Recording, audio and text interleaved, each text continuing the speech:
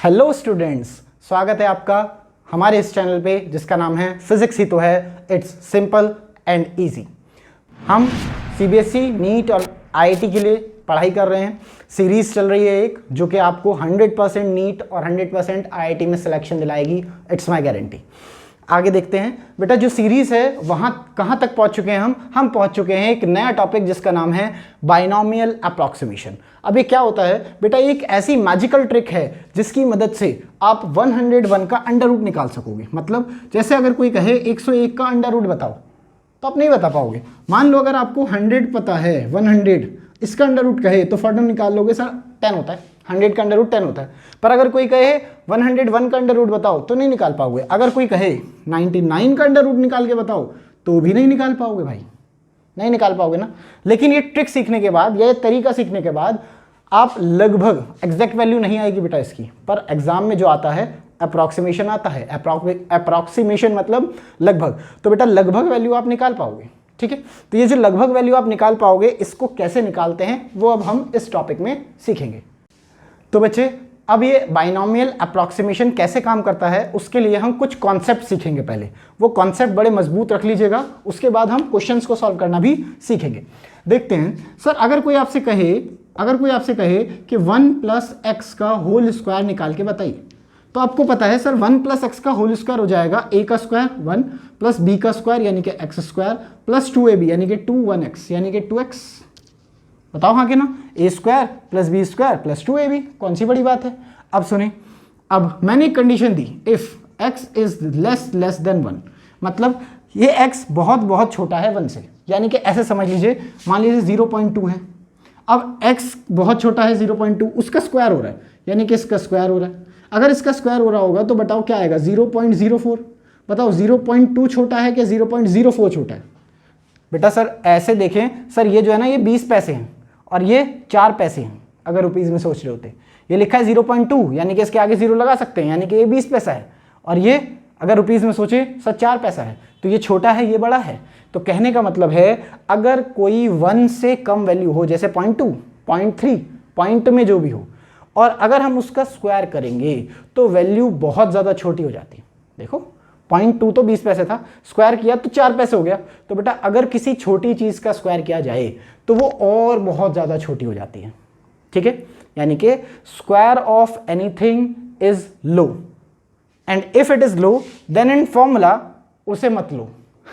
मतलब सर अगर कोई एक से छोटी वैल्यू है उसका स्क्वायर करेंगे तो उसकी वैल्यू लो होती है, इसलिए उसे फॉर्मूले में मत लो। अब ये फॉर्मूले में मत लो मतलब देखो सर 1 + x का होल स्क्वायर, 1 ऐसे कैसे ही प्लस, क्योंकि ये वैल्यू इतनी छोटी हो चुकी है कि इसे 1 में ऐड करो या ना करो 1 पे कोई फर्क नहीं आएगा, तो आप इसे इग्नोर ही कर दो ना, बस 1 + 2x लिख दो ना।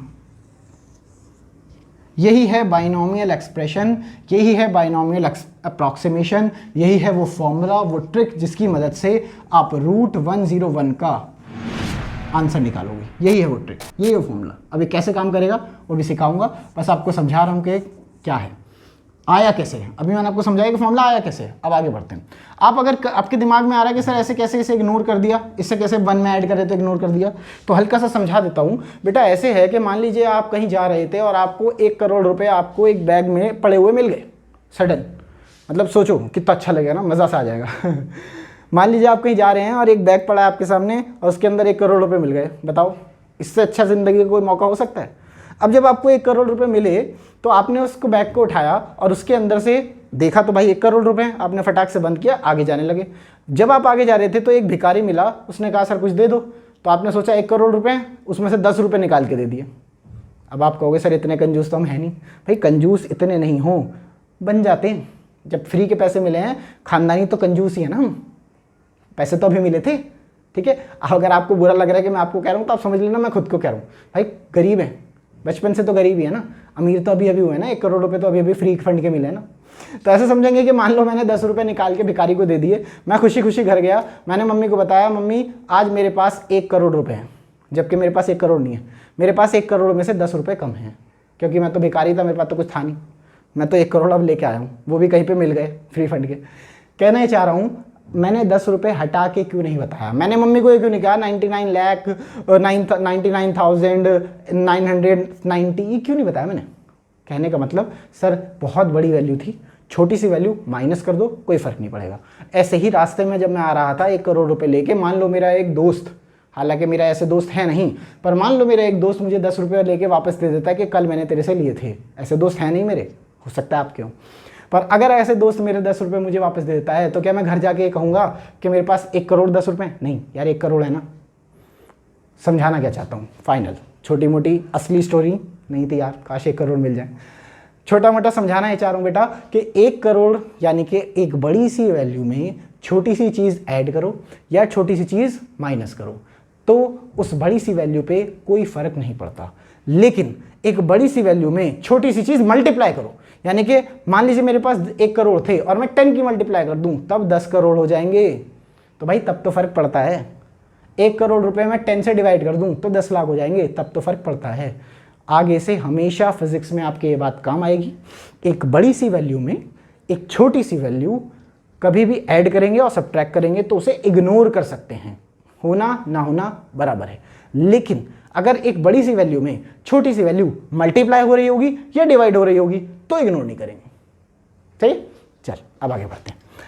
देखिए सर यहाँ पे मैंने ऐसे ही किया था क्योंकि एक मैंने कह दिया था x बहुत छोटा है, स्क्वायर करेंगे तो और छोटा है, तो इसी वजह से x का स्क्वायर मैंने इग्नोर कर दिया, ये बन गया। अगर ऐसे ही हिसाब किताब देखा जाए तो क्या 1 + x का क्यूब भी ऐसे ही होगा, 1 प्लस जो पावर है वही x के मल्टीप्लाई में लिख दो, यही फॉर्मूला है बेटा। अगर मैं कहूँ यहाँ पे फॉर्मूला बनाऊँ सर 1 + x की पावर n, अब ये कुछ भी हो सकता है ना, 1 2 3 कुछ भी हो सकता है, इसको मैं ऐसे लिख सकता हूँ 1 + n × x। This is the formula, this is the formula. यहाँ से मैंने आपको फॉर्मूला यूज करके दिखाया है and this is the n की टाइप में sorry this is the n के टाइप में फॉर्मूला। बता कोई प्रॉब्लम है तो? कोई प्रॉब्लम तो नहीं है। फॉर्मूला कहाँ से आया है ये समझा दिया, कैसे बन गया है ये समझा दिया। अब हम एक्चुअल क्वेश्चन करेंगे। मैं लिखूंगा एक √101। सो पहला क्वेश्चन इसी से शुरुआत करते हैं जो आप कह रहे थे, जिसका आपने थंबनेल देखा होगा। सर 101 का अंडर रूट निकालना है तो क्या मैं इसे ऐसे लिख सकता हूँ 1 और अंडर रूट को क्या मैं ऐसे लिख सकता हूँ पावर 1/2? यार अंडर रूट को ऐसे लिखेंगे ना। हाँ सर प्रॉब्लम यह है कि 1 में कुछ 1 से बहुत छोटा, 1 में 1 से कुछ बहुत छोटा प्लस होता तो मैं वो फॉर्मूला लगा सकता था बाइनोमियल वाला। ज़रा ध्यान से देख लेना, यहाँ पे जो 1 में प्लस हो रहा है ना वो 1 से छोटा नहीं 100 है, बड़ा है। तो क्या करें, समझाता हूँ क्या करें। आप एक काम करो, इसके अंदर से 100 कॉमन ले लो, 100 कॉमन ले लो। जब आप यहाँ से 100 कॉमन लोगे तो यहाँ से 100 बाहर जाएगा। अब 100 जब बाहर जाता है बेटा, जब कोई भी चीज़ ब्रैकेट से बाहर जाती है तो अपने पावर के साथ बाहर जाती है। मतलब देखो क्या कह रहा हूँ, यहाँ 100 + 1 की पावर 1/2 लिखा था, मैं कह रहा हूँ 100 बाहर ले लो। तो जब आप 100 बाहर ले लोगे, ब्रैकेट से कॉमन ले लोगे तो यहाँ तो बचेगा 1 और जो बाहर आएगा वो 100 नहीं आएगा, पावर के साथ बाहर आता है। कॉमन जब भी आता है वो अपने पावर को साथ लेके बाहर आता है। यहाँ बचेगा 1। अब जब यहाँ से 100 जा चुका है तो यहाँ तो 1 बचा, लेकिन सर यहाँ तो 100 था ही नहीं। कहना मतलब सर यहाँ 100 है कहाँ जो आपने कॉमन ले लिया? नहीं है ना, तो हम मैथ्स ही तो है, हम डिवाइड कर लेंगे ना। 100 कॉमन लेने का मतलब है यहाँ से 100 जाएगा तो 1 बचेगा, यहाँ पे डिवाइड हो जाएगा। बताया कि नहीं आया समझ? आ गया होगा। थोड़ा साफ साफ लिख देता हूँ क्योंकि ये समझाने के लिए लिखा था मैंने। ऐसे हो जाएगा सर ये 1 + 1/100 की पावर 1/2। समझ गया? 100 कॉमन गया। अब जब कॉमन आएगा तो जो पावर है वो उसके साथ में कॉमन आएगी। यहाँ पे 100 कॉमन आ गया तो 1 बचा। अब ये 1 है, 100 कॉमन हो चुका है, इसमें से 100 कैसे कॉमन ले सकते हो? तो सर कॉमन जब भी लेते हैं इसका मतलब ही होता है कि आप उससे डिवाइड कर रहे हैं। 100 से डिवाइड कर दिया, कोई दिक्कत? कोई दिक्कत नहीं। आगे बढ़ते हैं। सर देखिए इसका तो मुझे पता है 100 का अंडर रूट, इसका तो मुझे पता है 10 होता है। आगे देखते हैं, इसको सॉल्व करना है। सर जब इसको सॉल्व करूंगा, इसको सॉल्व करने से पहले अब देखो क्या 1 में कुछ 1 से छोटा ऐड हो रहा है? ऐसे भी लिख सकते हो उसे 1 प्लस भाई 2 0 है ना, तो 0.01 की पावर 1/2 ऐसे तो लिख सकते हैं। हाँ क्या 1 में 1 से बहुत छोटा ऐड हो रहा है? हाँ ठीक है। तो फिलहाल हम इसे ऐसे फॉर्म में ना लिख के ऐसे में देखें, ऊपर वाले फॉर्म में देखें। तो सिर्फ समझाने के लिए वो लिख के दिखा। देखो 1 में क्या 1 से बहुत छोटा और ऐड हो रहा है? आप कहोगे हाँ। तो बेटा जब भी 1 में 1 से बहुत छोटा ऐड होता है तो रूल ये है उसकी जो भी पावर है वो उससे मल्टीप्लाई हो जाती है, n की मल्टीप्लाई x में हो जाती है। याद करो फॉर्मूला। है ना, फॉर्मूला याद करो। तो क्या मैं इसे ऐसे लिख दूं 1/2 इंटू 1/100? नहीं आया समझ, आ गया? सॉल्व करते हैं। क्या बेटा ये 10 1 प्लस 1/200 इसकी पावर 1/2 आ गया समझ। आगे देखें सर 200 है ना, मल्टीप्लाई करेंगे, एलसीएम लेंगे 200 प्लस 1/200। देखें सर 10 तो है ही, अपॉन में आ जाएगा 200 प्लस 1 यानी कि 200 प्लस 1। बता नहीं आएगा समझ, आया कि नहीं आया समझ? आ गया होगा। चलिए आगे देखें सर 10 इंटू, क्या मैं 201 को 200 से डिवाइड कर सकता हूँ? कर ही लोगे। क्यों सर? 201/200 मुश्किल है क्या डिवाइड करना? सर कौन सा बड़ी मुश्किल है? ऐसे समझो डिवाइड करो सर, ऐसे समझो 200 का टेबल एक बार पढ़ा तो 200 हो गया, बचा कितना होगा 1। अब 1 के आगे 1 तो डिवाइड हो नहीं सकता 200 से, कैसे करूँगा? क्या मैं पॉइंट लगा दूंगा? कैसे करूँगा? क्या मैं पॉइंट लगा दूंगा? आपका हो गया। अच्छा बल्कि और आसान है, कैलकुलेशन करते हैं। तो क्या बन गया 10 इंटू 200 1/200। तो हम क्या करेंगे सर, इस 0 से इस 0 को काट देंगे तो क्या बचेगा 201/20। 20 का टेबल ऐसे पढ़ना है कि ऐसे काट दें, यानी कि डिवाइड करना है। सर मेरे को दिख ही रहा होगा सर 10 से तो सीधा ही जाएगा, 20 10 से 200, 1 बचेगा, पॉइंट लगाऊंगा 0 आ जाएगा यानी कि 10 हो गया, फिर 0 लगाऊंगा 100 हो जाएगा 25 का 10.05 आंसर। देखो सर 101 का अंडर रूट 10.05 आता है, जबकि आप 1 का अंडर रूट तो 1 लिखते। देखो अगर मैं इसे एक ये कहता कि सर 100 का अंडर रूट तो 10 हो गया और 1 का अंडर रूट तो 1 ही होता है, तो कि 10 और प्लस 1 11 होता। नहीं, ऐसे थोड़ी ना, ज़बरदस्ती की मैथ्स थोड़ी बना दोगे। ऐसे निकलते हैं इनके अंडर रूट। स्टेप्स याद रखें। पहला स्टेप 100 के प्लस में लिख लें, ठीक है, 100 और 1 को अलग अलग कर लें। दूसरा स्टेप 100 कॉमन ले लें। क्यों लिया गया है कॉमन? क्योंकि मुझे 1 के साथ जो भी चाहिए बहुत छोटा चाहिए, छोटे में अपने आप ये डिवाइड में चला जाएगा, ठीक है। उसके बाद क्या करें, जब ये छोटा हो गया तो ये जो n लिखा है ये इसके मल्टीप्लाई में आ जाएगा। बस फिर तो मैंने कैलकुलेशन की है, बस करा गया। आ गया? एक और ट्राई करोगे? चलो, आपको अंडर रूट निकालना है, आपका सेकंड वाला आपको अंडर रूट निकालना है 1.02 का। निकालिए, पॉज करिए, अपने आप सॉल्व करिए। चलिए, कर लिया होगा आपने पॉज करके आपको सॉल्यूशन, आई होप सो। पढ़ते हैं, आगे बढ़ते हैं, समझते हैं कि क्या हो रहा है। एक सेकंड, ये मिटा देते हैं फालतू की बकवास जो पिछले क्वेश्चन की थी। देखो सर 1.02 की पावर 1/2 है, क्या मैं इसको ऐसे लिख सकता हूँ 1 प्लस क्या मैं ऐसे लिख सकता हूँ 1 प्लस 0.02 की पावर 1/2? हाँ सर 1.02 अगर है तो क्या मैं इसे एक अलग और 0.02 अलग लिख सकता हूँ? कोई बड़ी बात नहीं सर। इसके पॉइंट उड़ाऊंगा तो क्या हो जाएगा 1 प्लस 0.2 या सिर्फ 2 अपॉन क्या 100। हाँ क्या बेटा, ये 0 लिखो ना लिखो बराबर है। हाँ क्या आगे चले, अगर मैं इसको सॉल्व करूं तो क्या मैं इसे काट दूंगा तो ये 50 हो जाएगा। अब देखें ये लिखा हुआ है सर 1 प्लस 1/50। बताओ 1 से बहुत छोटा कि 1 से बहुत बड़ा?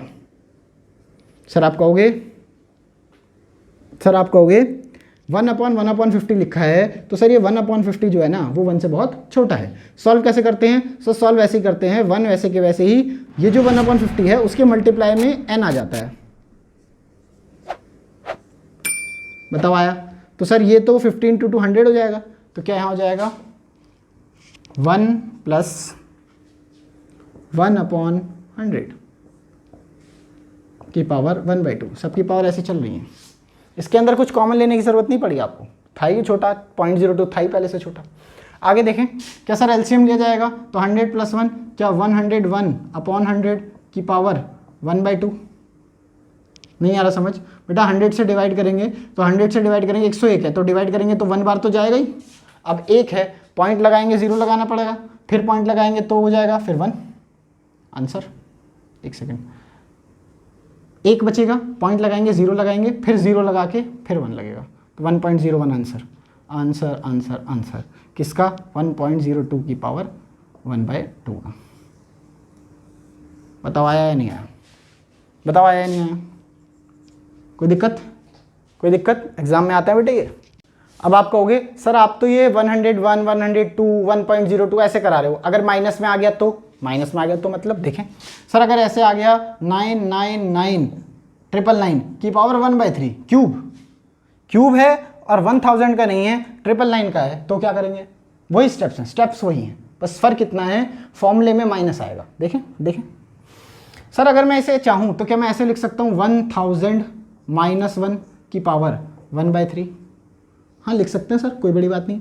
आगे देखें, अगर मैं चाहूँ, याद करो ये एक में से जो जिसके अंदर से 1 माइनस हो रहा है या जिस फिगर में से 1 माइनस हो रहा है वो फिगर बहुत बड़ी है, पर अगर मुझे बाइनोमियल लगाना है तो क्या फिगर 1 से बहुत छोटी होनी चाहिए? हाँ, क्या करूँगा? 1000 कॉमन ले लूँगा।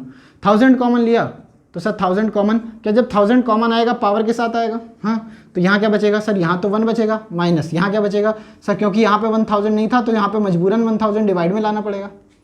बता नहीं आया क्या? आ गया। 1000 का क्यूब रूट ब्रैकेट 1 - 1/1000 की पावर 1/3। क्या मैं इसको करूँगा 1000 का क्यूब रूट लिखूंगा तो क्या बेटा 10 आ जाएगा? आगे देखें, क्या बेटा इसका क्यूब रूट है, अगर मुझे इसे क्यूब रूट करना है तो याद करो ये 1 से बहुत छोटी वैल्यू है। हाँ, तो क्या आती है? पावर बाहर आ जाती है, यानी कि यहाँ पे आ जाती है। तो क्या मैं इसे 1/3 इंटू 1/1000 लिखूँगा? हाँ, क्या ये हो जाएगा सर 10 इंटू 1 - 1/3000? नहीं आया समझ? आ गया।